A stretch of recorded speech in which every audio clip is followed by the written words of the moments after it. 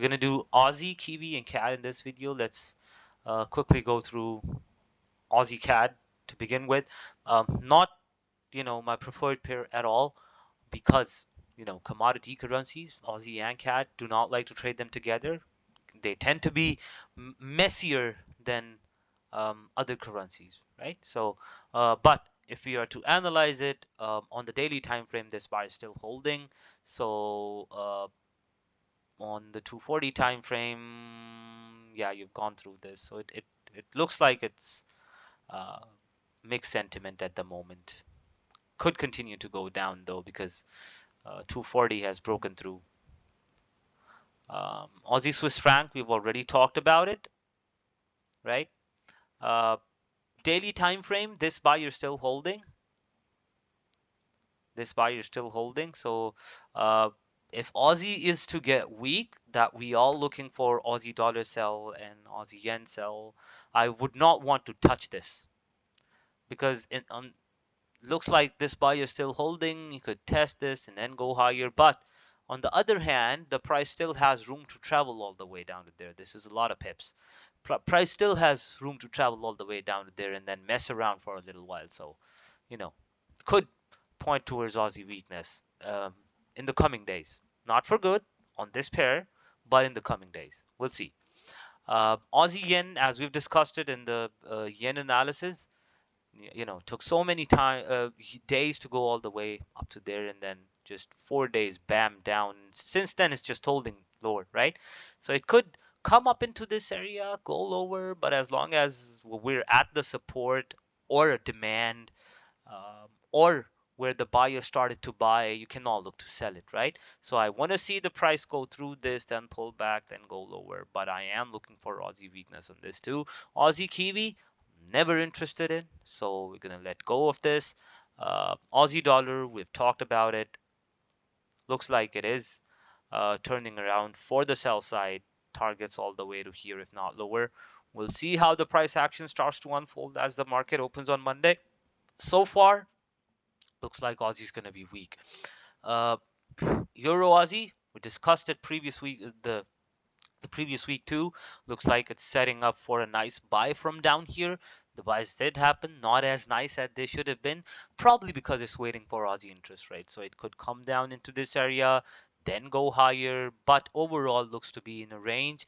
So I'd probably not be very interested in this. But if the price action starts to get clearer and show better stuff, I'll definitely try and be in on that. Looks like uh, Aussie weakness is being pointed out in this too. Same here. Discussed this last week that buyers in control is going to continue to buy, but same as Euro Aussie, looks to be in a range at the moment, so I'll probably not be touching it, uh, unless of course, as we've said multiple times, if the price action starts to show something very significant, then we'll try and take a trade on this.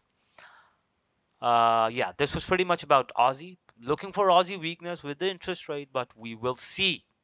With this is not written in the stone that Aussie is going to be weak because I just said Aussie is going to be weak. This is what it looks like at the moment. There is still more than 24 hours after the market opens to Aussie interest rate.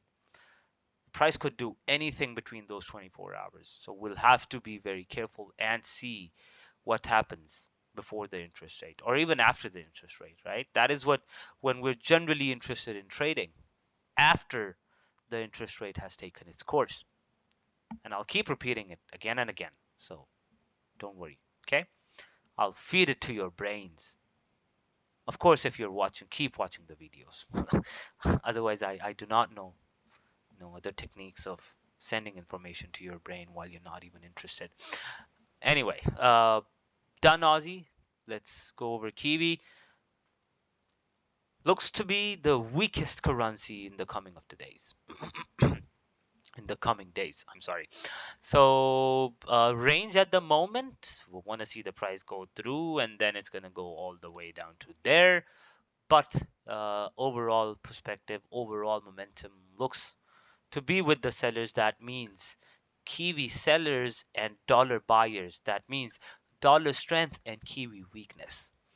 Uh, Kiwi yen, already discussed it. It's below this buyer. Seller still holding. Price could come higher for this to go lower. Again, Kiwi weakness. Kiwi Swiss franc. We've discussed it while discussing Swiss franc. This is the only Swiss franc where it looks like Swiss franc is stronger. So again, tells you how weak Kiwi could get.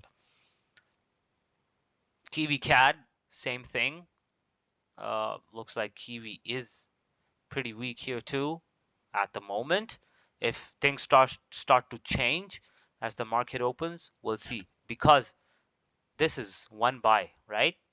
We've discussed about this multiple times too. Although for however many times the seller is coming down, it's coming down pretty strong.